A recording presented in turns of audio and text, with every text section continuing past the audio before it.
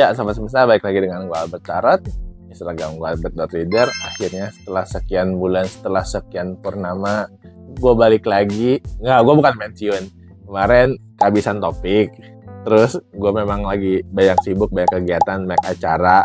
Banyak, ya mulai dari segi spiritual, lagi banyak antrian waiting list customer juga. Ya doain ya teman-teman.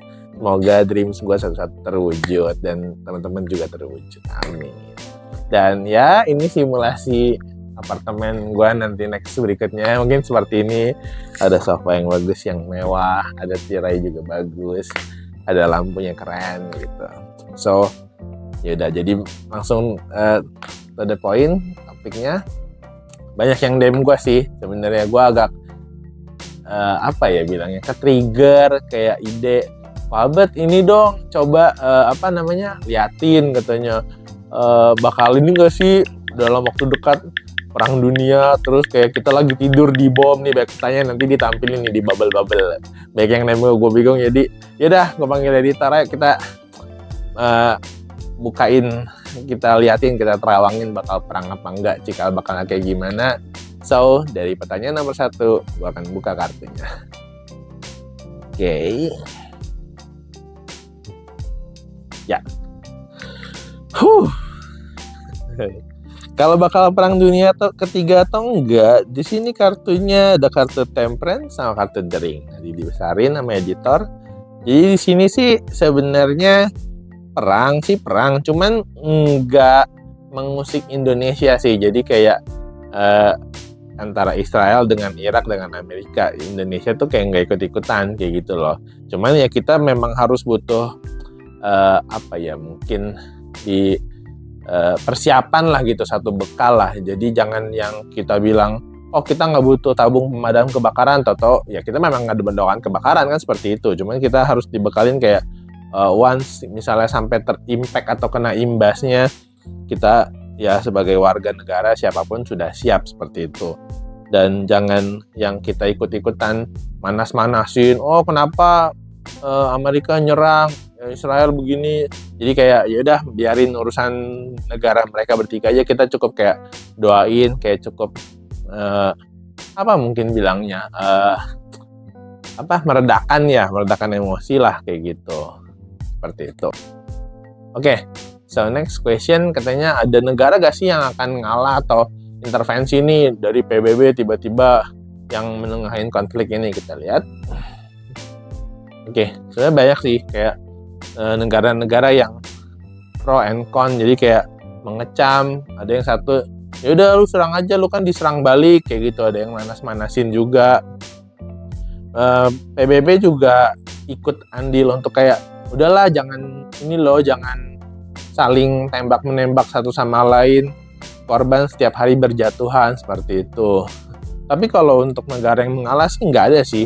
Aku lihat kayak dari Israel, dari Irak, dari Amerika, kayak mereka tuh segitiga keras gitu loh, kayak gue nggak bisa begini, ya lu sih gue duluan, nah lu kan nembak gue duluan, ya nggak bisa kayak gitu. Jadi kayak nggak akan ada yang mau melunakkan hatinya seperti itu.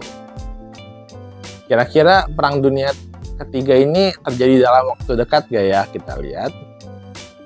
Wow, di sini sih ya mungkin dalam beberapa waktu tahun ke depan ini akan memanas, akan terjadi. Cuman kayak Indonesia tuh yang tadi gue bilang ya di pertama, kayak nggak kena impact, nggak kena imbasnya.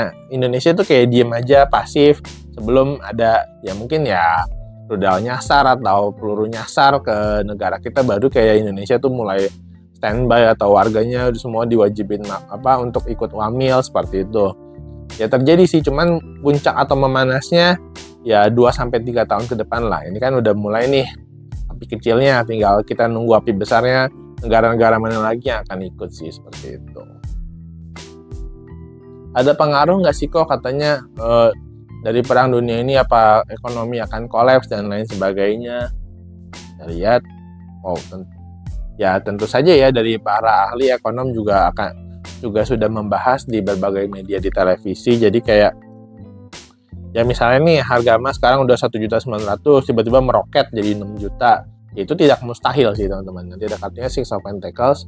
Terus kayak misalnya Bitcoin dari harga 1 juta jadi 5 juta, ya itu juga ada kemungkinan. Jadi kayak kita ini disaranin nggak nyimpen duit cash atau tabungan rupiah, kalau bisa ya di convert dalam mata uang lain atau dalam barang, seperti contoh misalnya emas, atau kita beliin tanah, properti yang nilainya tuh nggak susut gitu loh teman-teman semesta. Kalau kita misalnya rupiah kayak misalnya 100.000, sekarang kan cuma dapat kayak ya $6 seperti itu ya, nanti itu kayak cuma dapat mungkin $3 seperti itu. Semakin memanas, semakin memuncak, rupiahnya kita yang tergerus seperti itu loh. Jadi kayak nggak disaranin untuk nyimpan rupiah terlalu banyak sih. Kalau bisa dikonvert ke dalam bentuk lain seperti itu, sobat semesta. Kalau Indonesia sendiri kira-kira bakal kena dampak atau bakal mulai kayak gitu. Jadi kita lihat. Oke, ada Two of Cups ya. Jadi di sini Indonesia kayak milih tutup mulut, kayak diem, nggak ikutan, kayak ya yang tadi aku bilang, nggak ada meteor yang jatuh ke sini ya gue nggak cari masalah kayak gitu loh.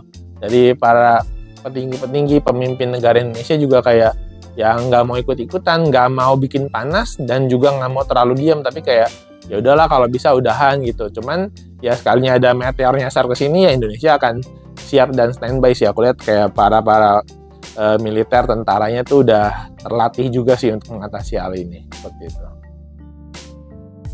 Oke, ya sobat semesta, di sini ada kartu King of Cups ya. Jadi kayak perang dunia ketiga ini tuh kalau memang beneran pecah terjadi itu bukan yang kiamat sih. Jadi lebih tepatnya seperti kayak menyeleksi umat manusia lah yang mungkin ada karmanya buruk atau memang waktunya meninggal. Tapi teman-teman jangan takut sih, kalau di sini arti katanya juga ya kalau teman-teman belum waktunya tuh nggak akan kayak lagi jalan kena meteor jatuh atau kena rudal nyasar kayak gitu, nggak bakal sih teman-teman. Jadi kayak setiap orang tuh, setiap pribadi yang gua riset, mereka tuh terlindung dari karma baiknya sendiri gitu loh. Jadi kayak ya kita doa, ibadah juga, percaya kan sama yang di atas. Nggak mungkin yang kita lagi jalan tiba-tiba kejatuhan pesawat tempur seperti itu sih.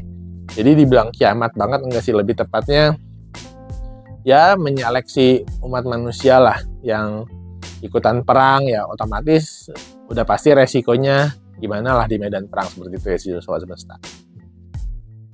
Kita perlu siapin apa nggak sih katanya untuk perang dunia besok? Ya paling sih tips and trick gue kayak ini ada kartu The Lady ya, jadi kayak jagain keluarga, mungkin ibu, pasangan, istri, suami, pasangan masing-masing, anak-anak, keluarga. Jadi kayak kita berusaha tolongin keluarga kita sendiri dulu. Misalnya nih di luar udah pecah nih, udah perang, jadi jangan kita teleponin mungkin ya maaf misalnya ya memang sih kita peduli mertua jauh nih, kita di Jakarta, mertua di Bogor. Wah gimana bu, gini-gini, ya kita utamain yang kita dulu deh, Jakarta. Jadi circle keluarga utama, keluarga inti kita. Seperti di pesawat loh teman-teman, pasangin masker kan ke diri kita sendiri dulu kan, baru kita pasangin ke orang lain, ke anak, ke saudara, ke istri, ke teman gitu. Jadi kalau kita nggak pasang ya otomatis chance selamat kita juga kecil gitu. Jangan kayak kita, ya tahu sih gue maksudnya ya lu nggak mau egois, maksudnya mau utamain mama mertua, mak gua misalnya nih lagi di Bandung ya, tapi kan kalau kita di Jakarta ya udah circle kita dulu, kita sendiri dan sekeluarga inti kita udah selamat, barulah kita telepon gitu, dan siapin survival kit kayak misalnya standby nih 1 tas kecil isinya dokumen ya, mata uang ya, alat bela diri dan lain sebagainya sih. Mungkin itu aja sih sobat semesta, pesan gue jangan terlalu worry, jangan terlalu takut seakan besok pecah dan akan terjadi banyak kematian, dan juga jangan yang terlalu ikut-ikutan konflik seperti itulah teman-teman. Kayak oh ayo nih kita kecam gini-gini, ya lebih baik kayak diem aja lah. Mungkin kalau teman-teman mau pakai hashtag dan lain sebagainya ya silahkan, itu urusan pribadi teman-teman. Mungkin itu aja, see you at the next video, bye bye.